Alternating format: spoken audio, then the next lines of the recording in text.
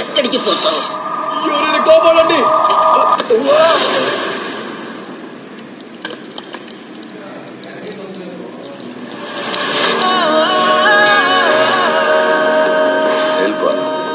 తెలుగు భాషలో నచ్చని ఒకే ఒక్క పదం, అదే రక్తం ఫ్రీ.